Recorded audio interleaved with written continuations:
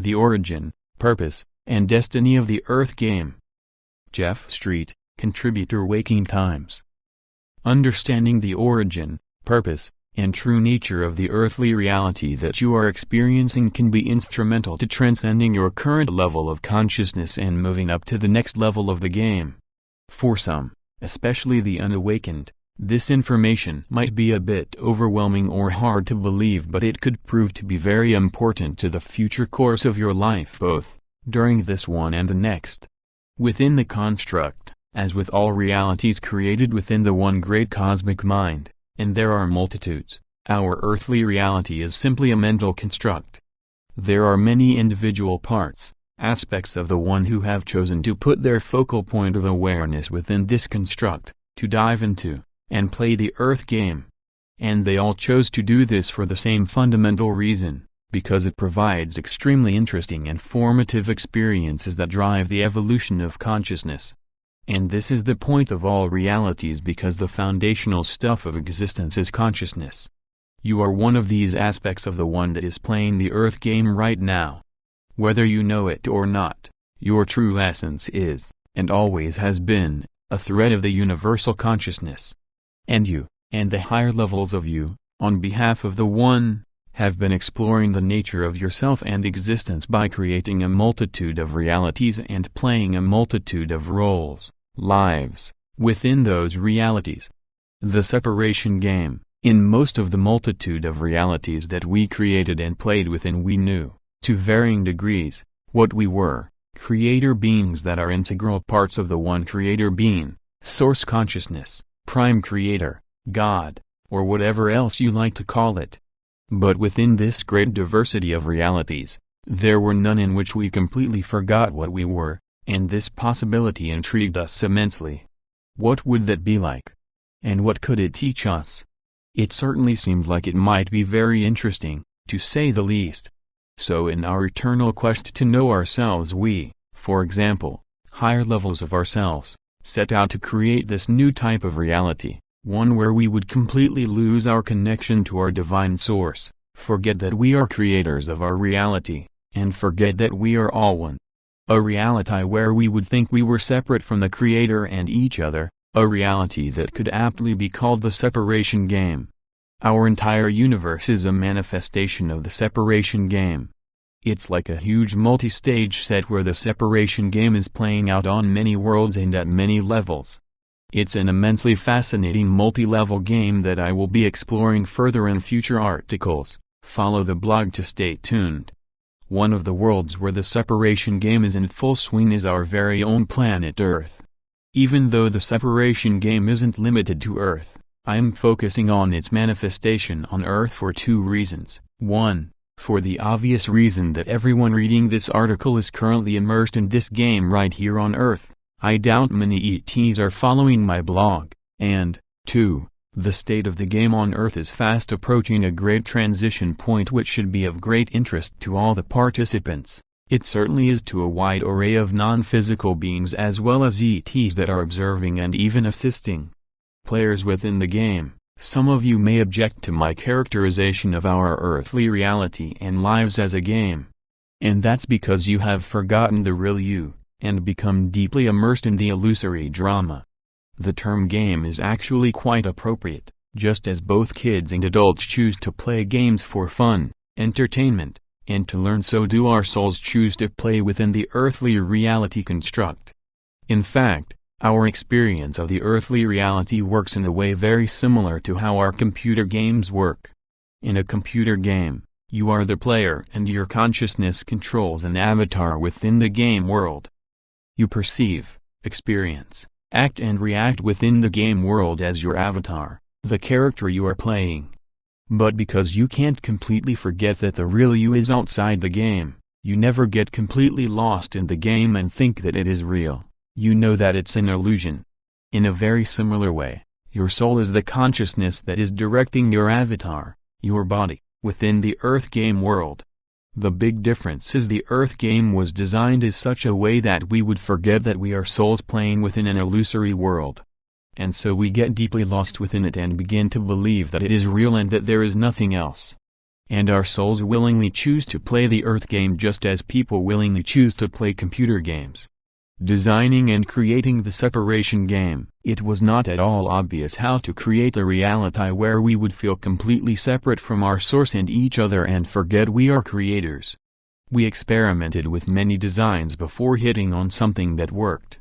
The key elements that allowed the objective to be achieved were the veil of forgetting, the role of the adversary, our limited physical senses that perceived the world as discrete and separate objects, the substantial delay between our thoughts and their manifestation into reality, and the very strong contrast between the polarities present. Within this context, an interesting and powerful psychic structure emerges fairly quickly after incarnation, the ego. Its emergence is a natural consequence of the highly dualistic nature of the reality that our consciousness finds itself in, as well as the other constraints and elements mentioned. The perception of separation of self and others, the perception of duality, us versus them, good versus bad, have versus have not, etc., and perception of limitation rapidly leads to a devolving of consciousness that self creates an ever-deepening and strengthening illusion of separation, and so the separation game is sustained. The broad term for the level of consciousness that this type of reality births, and then which sustains or deepens that reality, is duality consciousness or separation consciousness. The level of consciousness is one that thinks it is separate, alone, and a victim of its circumstances. The opposite of separation consciousness is unity consciousness. This level of consciousness knows that all is one and that it creates its own reality and hence manifests realities that are dramatically different, for example, more peaceful and harmonious, than the one currently manifested on Earth, where the majority of players are still at deep levels of separation consciousness. Within the genre of duality, separation consciousness, there are some very interesting and powerful dynamics that I will explore deeply in future articles. Follow the blog to stay tuned. Here's a passage from a highly recommended book that talks about how the illusion of the Earth game is co-created. Your souls are parts of the oneness that have agreed to co-create this illusion of separation which is called duality. Some souls are helping to create the illusion without completely immersing themselves in it. Higher dimensional beings such as those often called angels are an example of this. Some souls are helping to create the illusion by directly immersing small portions of themselves in the illusion. Your higher self is one such and you are the portion of your higher self that is completely immersed in the illusion. Zingdat, The Ascension Papers, Book 1, The State of the Game. We have played out many versions and iterations of the Earth game, and many of them ended very unproductively, in disaster, destruction, meltdown, apocalypse, you name it. The game we created is very challenging indeed. From one perspective it hardly matters if the game ends in a meltdown because it is completely an illusory experience. If it crashes, we can simply restart the game from the beginning. And even though we do learn something from every experience, however challenging or disastrous, apocalyptic outcomes like these are certainly not optimal learning experiences for the evolution of our consciousness. This iteration of the Earth game has been underway for some time now and as usual, all the souls that are part of humanity are engaged in a very difficult, challenging and confusing game. As is normal for realities of this type, we have descended into a level of consciousness that might be best described as victim consciousness, and the victim/perpetrator/rescuer dynamic that characterizes this level of consciousness has been dominating the human drama for quite some time. Also, some of us have strongly polarized into one of two modes of this genre of consciousness, service to self or service to others. More detail about all of this in future articles. The net effect of all this is that we have manifested a reality characterized by greed, competition, conflict, domination, subjugation, and the persistent struggle for freedom. This is the current state of the human drama and, as with all realities, it is a reflection of our state of consciousness. The end game, this iteration of the game would likely follow a very similar course as all the others if it were not for one thing. We had experienced enough suboptimal scenarios and decided to introduce a stimulus, from outside the game, to steer it to a much more rewarding and productive conclusion. To achieve this we planned a subtle and multifaceted series of interventions whose goal was to awaken as many players as possible to the wider reality and their higher selves and to spur them to ascend to higher levels of consciousness and thereby to the next level of the game. The details of these stimuli are quite interesting, but beyond the scope of this article. Stay tuned, because I may write about this in the future. I like to call this benevolent intervention Operation Uplift Humanity, and it is being orchestrated by many higher levels of ourselves and has been in progress for some time now. The good news is that the stimulus has reached critical mass and we are entering a period of rapid and great change, a period of great transformation in ourselves and our world. Yet only those souls that can awaken within the game and attain higher levels of consciousness will graduate to the next level, a new and transformed version of Earth. All others will essentially have to take the same class over again, for example, play the same level of the game again but somewhere else.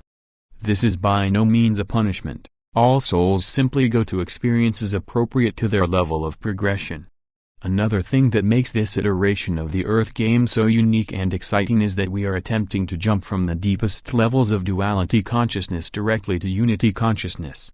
The process of evolving from duality to unity consciousness has played out on many worlds, but it is typically a gradual process that unfolds over a long period and many generations.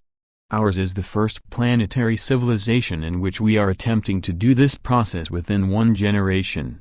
This has never been done before, and our planet and this space-time nexus is the test case. If it succeeds, we may use this as the standard approach to all spiritual evolution at this level.